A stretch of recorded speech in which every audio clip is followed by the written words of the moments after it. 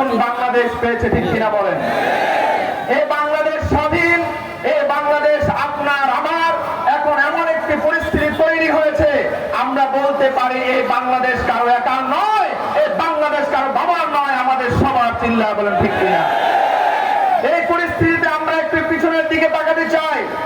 যে স্বৈরাচার সরকার আমাদের মাথার উপরে দাঁড়িয়েছিল, তারা এদেশের অর্থনীতিকে পঙ্গু করেছে, এদেশের আইন ব্যবস্থাকে ধ্বংস করেছে, এদেশের মানুষকে, পুরো দেশকে একটি অন্ধকার রাজ্যে পরিণত করেছিল। আমরা আর অন্ধকারে যেতে চাই না।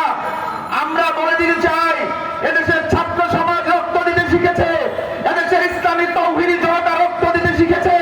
তারা আর কখনো কোনো স্বৈরাচারকে দেখতে চায় না, তারা দেখতে চায় দেশপ্রেমিক ইসলামী সরকার। এই জন্য আমাদের নেতা মরহুম পীর সাহেব রহমতুল্লাহ আলাইহি বলতেন, শুধু নেতা নয়, নীতিরও পরিবর্তন করতে হবে। অনেক নেতা দেখেছি, আর সময় নেই। অনেক নীতি দেখেছি, এখন একটাই নীতি, এই বাংলাদেশের পরিবর্তন করতে হলে ইসলামী একটা নীতি, যে নীতি বাংলাদেশের মানুষের ভাগ্যকে পরিবর্তন করতে পারে। প্রিয় বন্ধুগণ, আমরা দেখেছি সেই স্বৈরাচারী সরকার শুধুমাত্র দেশকে অন্ধকার রাজ্যে পরিণত করে নাই, তারা কিভাবে ইসলামকে রাষ্ট্র থেকে বিচ্ছিন্ন করতে চেয়েছিল। আমরা দেখেছি আমাদের বাংলাদেশের সংবিধান থেকে ইসলামকে মুছে দেওয়ার চক্রান্ত হয়েছিল, কিন্তু তখন আমাদের নেতৃত্ব পীর সাহেব চরমনাই, শাইখে চরমনাইয়ের নেতৃত্বে এদেশের তৌহিদি জনতা মাঠে ময়দানে ঝাঁপিয়ে পড়েছিল, বাধার প্রাচীর তৈরি করেছিল, যে কারণে তৎকালীন স্বৈরাচার সরকার ইসলামের দিক থেকে মুখ ফিরিয়ে এনেছিল, ঠিক কিনা বলেন?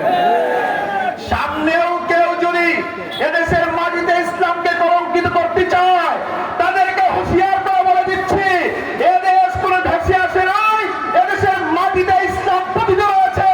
কেউ যদি ইসলামকে মুছে দিতে চায়, বরং তারা এই বাংলার বাড়ি থেকে মুছে যাবে, মুছে যাবে, মুছে যাবে। এই জন্য প্রিয় বন্ধুগণ, মাধবদীর মাটি হলো ইসলামের ঘাঁটি, এই মাধবদীর মাটি হলো ইসলামী আন্দোলনের ঘাঁটি। বারবার আপনারা প্রমাণ দেন, কিন্তু সামনে ব্যালটের মাধ্যমে প্রমাণ দিতে হবে।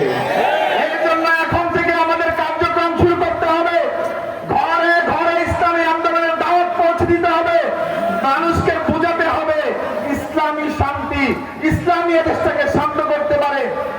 কারণ ইদানিং আবার দেখেছেন বিভিন্ন দলের মানুষরা বলতে লাগছে যে ইসলাম যদি এদেশে আসে, এদেশের মানুষকে ক্ষতিগ্রস্ত করবে।